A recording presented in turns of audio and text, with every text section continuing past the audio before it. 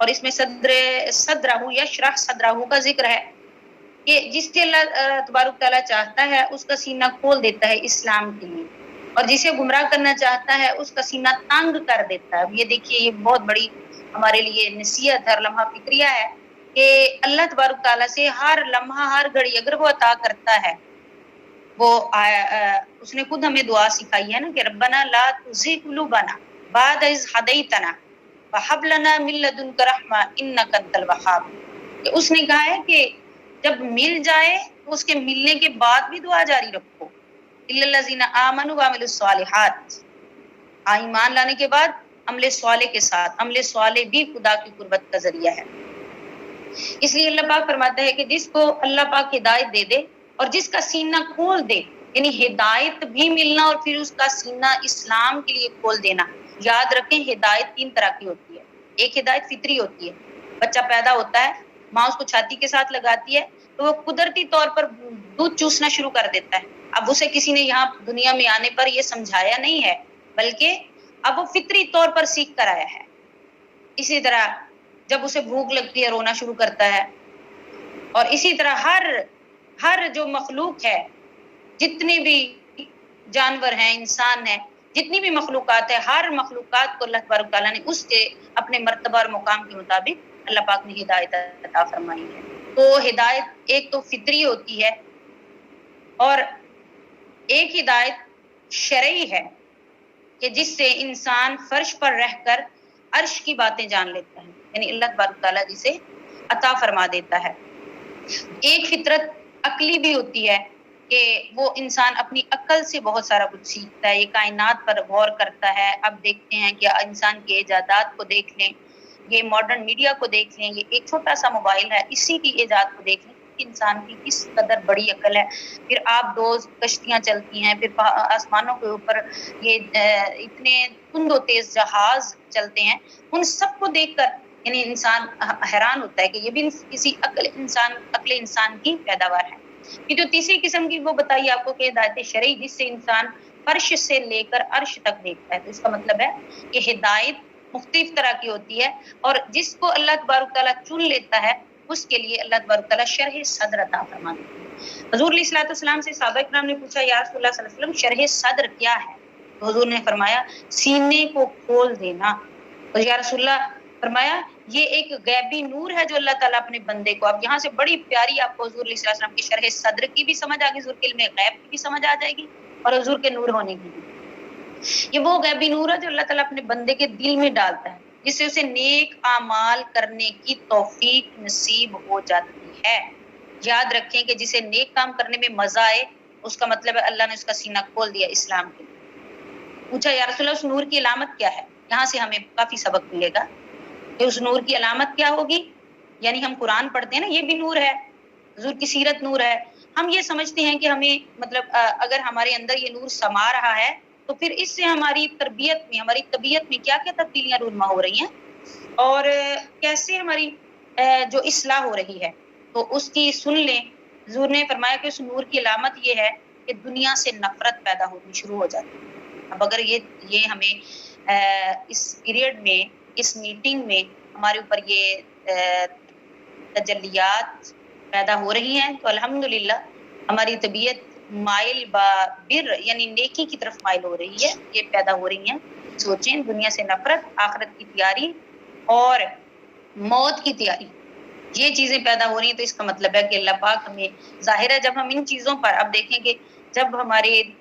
دنیا سے نفرت ہوگی، ہمیں پتہ ہے کہ ہم نے آخرت میں جانا ہے، قبر کو فرمایا کہ قبر دن میں بندے کو 10 مرتبہ یاد کرتی ہے، بندے تو کتنی مرتبہ یاد کرتا ہے،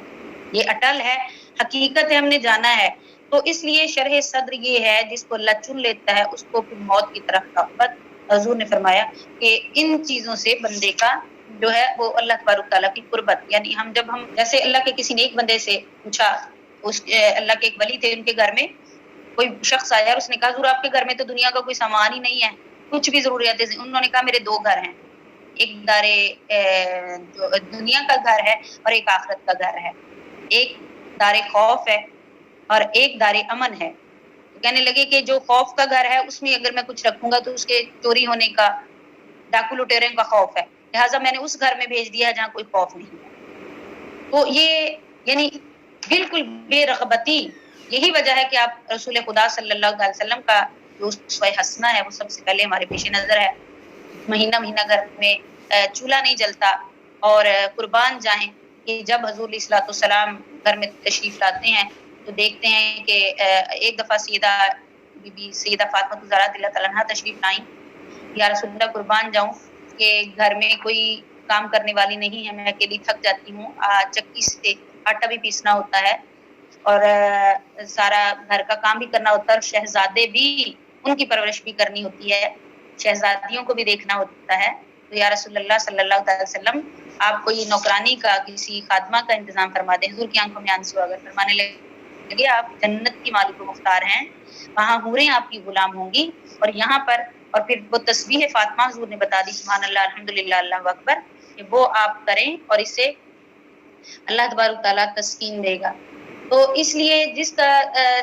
اب یہاں پر صدر جو شرح صدر ہے، شرح صدر ہوتا ہے اپنی طاقت اپنے لیول کے مطابق بندے کو اللہ تبارک تعالیٰ علم عطا کرتا ہے جو اس کی راہ میں آتا ہے۔ حضرت موسیٰ علیہ السلام بھی نبی ہیں، ان کو اللہ پاک نے شرح صدر دی تو کیا کہا کہ اے موسیٰ دعا مانگ، ربی شرح لی صدری، پڑھا ہے نا آپ نے، ربی شرح لی صدری،